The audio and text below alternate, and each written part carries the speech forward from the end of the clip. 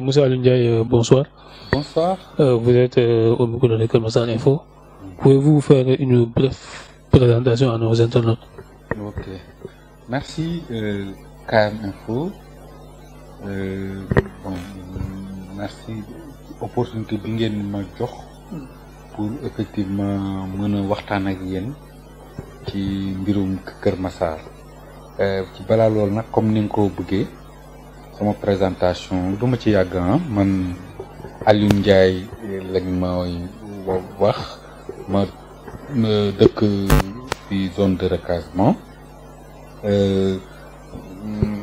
nekk expert en développement international, consultant là aussi, professeur en création gestion des entreprises à l'université Cheikh Anta Diop, mais aussi professeur en management de projet et de GRH dans les business schools de Dakar, que ce soit bon IMTEC, 2e, IPG, bon voilà, et IFA aussi.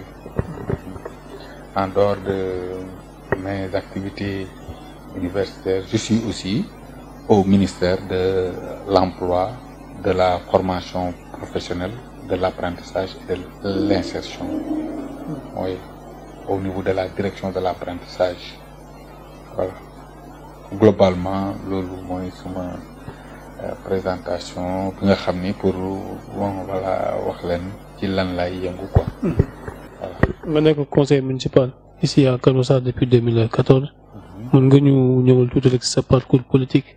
ak la moo la dugal ci municipalité bi. Voilà. Man nekk naa conseil municipal en 2014 bi ñuy defee élection yi ñun mouvement waaw laa doon représenté te ñooñ aussi vraiment maa ngi leen di gën a jaajëfal pour parce que mouvement waaw li ñu def seen première participation ñu am ñaari représentant muy man ak madame Séni Ndiaye ñoo représenté woon waaw mouvement waaw ci conseil municipal te représentation bi nag une représentation digne la mooy dañ doon ñëw di accompagner ba bañ a xool di xàjj ak seen xam ni suñu posture moo doon ànd ak monsieur le maire pour construire effectivement notre commune. Loolu nag vraiment bay nañ ci sunu waar moo tax nous sommes comptables des 5 ans de gestion en tout cas de l'équipe municipale. Bon man amoon na commission nga xam ni moom maa ko yore woon commission coopération internationale et des projets de développement.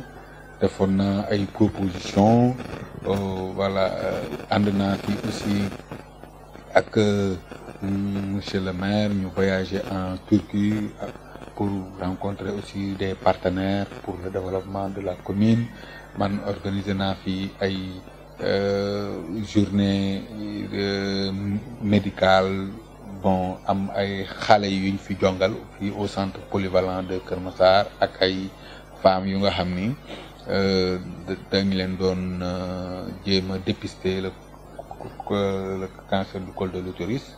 Donc organiser naa fi aussi ay activités de sensibilisation voilà bon aussi tous les combats yi nga xam ni aussi population yi ñu ngi koy mener man je suis au devant de la scène jeunes yi aussi organisation lépp luñ fi organiser maa ngi ciy teew. Bon di leen lu ma am as tuut ñëw accompagner leen parce que aussi voilà loolu mooy sunu posture. Voilà globalement voilà. wax nga ko sànq ne nga vous êtes comptable si 5 ans yi nga xamante ne municipalité moom la fi def. mën nga ñu ñëwaatal tuuti rek si 5 ans yi noonu mën nga ñu présenter benn bilan bu ndaw par rapport ak li nga xam ne jot nga ko liggéey. ak maire bii di nga xam ne moom Moustapha Mbengue. Oui, monsieur le maire Moustapha Mbengue man de sama aqlaay taala rek laay wax parce que kenn du ma saxal suukar kenn du mais li ma gis vraiment réalisation yu am solo la fi def parce que ñëpp xam nañ ni véritablement ba mu fi nekkee léegi réalisation yi mu fi def ñëpp xam nañ ni xaajul doyo ak li nga xam ni moo fi nekkoon. non seulement le budget bi ay 230 millions la ko yóbbu indi ko ci 1,6 milliard en 5 ans donc loolu rek déjà vraiment motif de satisfaction la gis nañu aussi que ni am na ay infrastructures yu nga xam ne yu bari bon sous son magistère on comprend avec l'État aussi jéem na ko fi def accompagné avec Promoville Pakassane bi aussi ñëw na avec plusieurs milliards mais loolu lépp dañ naan vraiment sous le magistère de Moustapha Mbengue mais avec l'équipe municipale parce que man loolu laay wax nee naa nous tous nous sommes comptables de cette gestion réalisation yi ñu war a def yëpp def nañ ko léegi nag c'est la population ñoom ñooy war a xool sanctionner ñii liñ fi def est-ce que réellement ils ont un bilan positif bu fekkee ni c'est un bilan positif c'est à eux de voir est-ce que dañuy reconduire bu ñu reconduire noonu bu ñu indee beneen équipe aussi l'essentiel mooy nul n'est indispensable képp ku ñëw mais na nga xam ni intérêt Kër Massar moo la war a bon moo war a primer askan wi tamit ngay jéem a di dox seen i bëgg-bëgg di def ay réalisation yoo xam ne ñoom dañ ciy gis seen bopp ba nga xam ne askan wi dafay yokk ba yëg ko loolu rek moo am solo. sa premier mandat nga nekk conseil municipal mën nga xam la mooy ambition yi dans le futur. voilà man liñ naan c'est l'appétit vient en mangeant parce que sama première expérience bi ci 5 ans yi. sama première expérience ci 5 ans yi ci njàngat laa ko tegoon parce que vraiment tax na ma xam les rouages tax na aussi ma def jàngat bu rëy sur effectivement les enjeux et les défis yi nga xam ni la territorialisation des politiques publiques bi nga xam ni moom la ñu mettre en avant avec le plan Sénégal émergent tax na ma véritablement ma am jàngat yu bari tax na aussi ma xam lu bari ci le management municipal c'est loolu moo tax nag bon comme vraiment def nañu 5 ans ma bëgg aussi vraiment briguer la mairie parce que njàngat bi ma ci am mooy xam naa fi may teg sama tànk parce que sama métier permettre na ma ko je suis dans le développement je suis aussi dans le management de projet je suis dans l'entrepreneuriat donc man opportunité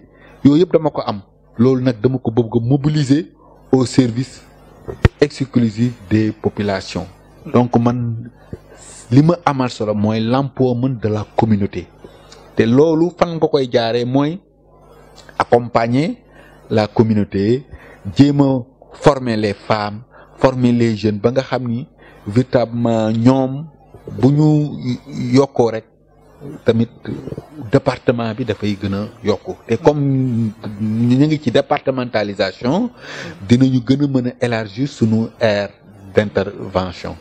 voilà. kon nga ñëw comme conseil municipal ak le mouvement waaw mën na nekk. gis nañ ne waaw bon c'est mouvement boo xamante ne comme ni nga ko waxee sànq c'est un mouvement périodique. peut-être amatul doole bi nga xamante ne wala vivacité bi mu amoon. boo bëggee bi nga mandat bi sous quelle bagatelle en fait ngay demee. voilà bon foofu fi mu ne nii véritablement maa ngi ciy xalaat waaye peut-être xam naa dégg nga ni ma nag le 23 janvier mi ngi nii di ñëw à l'horizon mais man sama approche dafay différer un peu ak ñaneen ñi parce que man li ma gëm ak jàngat bi ma am fi mu ne nii mooy waratuñu bàyyi les destinées askan wi ci entre les mains exclusives des politiciens. man dama ni lii du élection présidentielle du élection législative élection locale la donc élection locale mooy da ngay xool ci biir askan wi ñi nga xam ni seen loxo set na ñi nga xam ni véritablement am nañu xam-xam bi ñi nga xam ne am nañu yéene bi ñi nga xam ne am nañu amour bi ñu ñëw ñun ñëpp ñu lëkkaloo ànd ak ñëw tabax dëkk bi loolu moo am solo waaye nag loolu aussi man gis naa ni mën na am ay gàllankoor parce que nit ñi léegi xaalis ci boppam la ñuy politiquer boo yorul xaalis ñu ne la kii yoru ko alors que nit da ngay ñëw mu xëpp la xaalis te yow du dara du la def dara du la ko apporter donc man politique bi ma gëm mooy politique bi nga xam ne yow dañ lay jàngal napp mais pas ñu lay jox jën donc man politique boobu ci boobu laa nekk parce que nag bon c'est normal parce que moi je suis un entrepreneur social aussi li ma intéressé mooy l'empowerment de la communauté nan ngay fédérer les énergies entre les jeunes les femmes pour que véritablement ñu outiller leen capacité leen surtout man mi nga xam ni ci ministère bi ma nekk aussi ñu ñëpp mën nañ leen véritablement accompagner ci loolu ba nga xam ni nit ñi dañu am seeni entreprise di am benn valeur ajoutée muy am yokku-yokku ci askan wi loolu moo ëpp solo que voilà ñëw di la jox xaalis wala man daal li ma bëgg mooy fédérer daal l'ensemble des énergies ñu taxaw parce que dañu xam ni le quartier est extrêmement important gis nga dañu naan l'acte 3 benn maillon manquant moo am mooy commencé wuñ ci pand bëgg mooy ci quartier bi il faut que ñu corriger ça il faut que ñu xam ni décentraliser l'acte 3 dafa war a commencer ci quartier yi c'est la première échelle territoriale quartier yi donc bon dañu bëgg xool ay ressources ya fa nekk compétences ya fa nekk ñu mobiliser leen au service exclusif du développement de ce quartier d'abord parce que cette constellation là moom mooy tax ñu am un développement communal et l'ensemble du développement communal mooy tax ñuy am un développement sur le plan départemental et au niveau aussi du Sénégal voilà donc loolu man suma approche la approche bi nag man inchallah fii ba boobu dinaa ko partager avec ku man dama ni c'est la fin des messies bul ne man rek maa yor xam-xam gi maa war a bumi non gis ngeen am naa expérience bu nga xam ni jàngat naa ko ci développement local mooy il faut que ñett ñi di boole mooy boroom xam-xam bi boroom doole ji ak boroom alal ji ak ki nga xam ni voilà moom voilà mooy trois yooyu boroom xam-xam boroom doole ji ak boroom alal il faut que ñooñu ñooy fédérer pour mën a promouvoir le développement de la communauté c'est extrêmement important. Comment ça la jóge ci commune wala dem ci département mu nga ñu wax tuuti par rapport ak sa xam-xam ak compétence yi nga am yan avantage ak aussi yan enjeu moom mooy xaar Kër Massar ci département bi. Voilà donc loolu balaa may xuus ci question bi d'abord damay jaajëfal ki nga xam ni dafa batailler ferme depuis 2007 avec toutes les forces vives de Kër Massar ñoom ñoo tax départementalisation bi am muy l'honorable député Moustapha Mbeng parce que nag ku dul gërëm nit doo gërëm yàlla l'honorable député posé na ko biñ doon posé première pierre u CM Kër Massar village posé na ko ci inondation yi dem na assemblée posé problème donc il a fait un plaidoyer fort donc moom gàcce ngaalama waaw léegi nag loolu moom kenn mënu ko natable joué na ci waaru bari waaye nag kenn du son excellence le président Macky Sall mi nga xam ni dafa jox lépp Kër Massar jox na ko tuddee na ko département bi dana tudd Kër Massar chef-lieu de département bi aussi dina nekk Kër Massar loolu rek déjà mënuñu ko ci fay ñun ñëpp ñi ngi bëgg ci li mu def te ñi ngi koy wax nag ni mu bañ a yam foofu parce que département dafa am enjeu te xam naa ni loolu dinañ ci ñëw. Bon li ñuy wax rek mooy aussi équipe municipale bi aussi équipe municipale bi ay nit ñu xarañ moo fa nekk. te ñoom ñëpp ñi ngi jouer seen partition naam que ni des na parce que aussi ñëpp mën nañ xam ni tout n'est pas rose dans l'administration municipale. Mais quand même bon on peut se glorifier de beaucoup de choses. Waaw mais c'est dans l'ordre de l'humain. Il y a toujours des impairs. Bon, on dit que la perfection n'est pas de ce monde-là. Ce qui est important mooy ñuy joyanti di joyanti ba nga xam ni macha allah yëpp dina jaar yoon. ñu mën a ñëw ci enjeux yi ak défis yi nga xamante ne moom mooy xaar Kër Massar.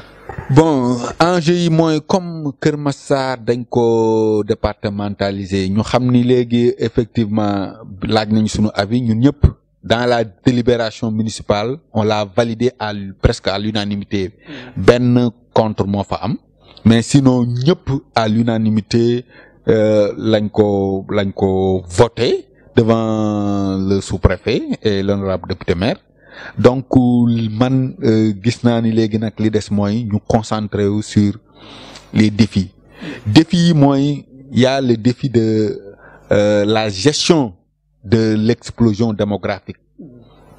Bon ñëpp xam nañ ni Kër Massar suffoque parce que y a une explosion démographique bu nga xam ni bon c'est exorbitant. Mais je dis acquis la parce que loolu fi mu ne nii war na nekk véritablement benn ressource bu nga xam ni moom la ñuy mobiliser pour notre développement parce que le développement la ressource humaine c'est le capital humain. Donc loolu c'est un intrant dans le processus de développement mais nañ ko gérer. Il y a aussi le défi de l'assainissement. Gis nañ ni Kër Massar ak environ bon que ce soit Yeumbeul aussi et aussi Kër Massar il y a la question récurrente des inondations. Je pense bien avec la départementalisation on peut véritablement régler tous ces défis. Il y a le défi de la sécurité. Vous savez, l'insécurité est galopante à Kër Massar. Il y a beaucoup d'agressions, de meurtres. Donc voilà, dû au manque d'électrification dans certaines zones. Et voilà, ce qui fait que effectivement la sécurité aussi, elle est extrêmement importante. Il y a aussi le défi aussi du management des ressources humaines parce que le département exige un changement de paradigme même dans la gestion des ressources humaines. Il faut des ressources humaines compétentes, des ressources humaines au service du développement exclusif nous sommes à l'heure de la fonction publique locale. Il faudrait véritablement à ces postes des hommes comme on dit, mettre les hommes qu'il faut à la place qu'il faut. Meet the right man at the right place. C'est extrêmement important. Voilà, et il y a d'autres défis, hein. Le défi sur le plan éducatif, sur le plan sanitaire. Sur le plan éducatif, on doit renforcer le nombre de lycées, de CEM et d'écoles élémentaires qui sont là. Au niveau les défis sanitaires aussi, la pandémie est là, toujours là. Je pense bien que relever le plateau médical est extrêmement important. Je vous dis en passant, je suis aussi membre du directoire du centre de santé de Kër Massar où je représente le maire. Vraiment, voilà. Globalement, ce sont les défis qui sont là et qui nous interpellent. Et nous devons véritablement réfléchir sur les voies et moyens pour contrecarrer toutes ces difficultés qui nous assaillent. En tant que département, dans un processus de mutualisation, nous pourrons véritablement, à travers une fédération de l'ensemble de nos énergies, quand même apporter les solutions idoines. Voilà. Moussa Ndiaye, quel est votre message que vous adressez à la population massaroise après cette départementalisation et aussi le mot, ce dernier mot? Oui, après véritablement cette départementalisation, il faut dire que nous avons du pain sur la planche. Et ce pain-là, effectivement, on doit l'engranger et non effectivement le vendanger. Donc, c'est un processus avec l'accompagnement de l'État, hein, avec les transferts, avec là c'est la contribution économique locale, avec la coopération décentralisée, avec effectivement les projets novateurs qui sont la PACASEN. Je pense bien que nous devons véritablement mouiller le maillot pour accompagner nos populations, pour les inscrire durablement sur la rampe de l'émergence et du développement. Mon dernier mot, c'est juste pour vous remercier de vos actions qui consistent à rendre visible effectivement l'ensemble des ressources humaines, des fils de Termassar, qui ont l'ambition effectivement de participer au développement de leur localité. Et je vous dis un bravo et je vous exhorte à véritablement poursuivre cet accompagnement pour mettre en exergue l'ensemble des opportunités qui s'offrent pour le développement de notre cher département. Merci, M. Ndiaye.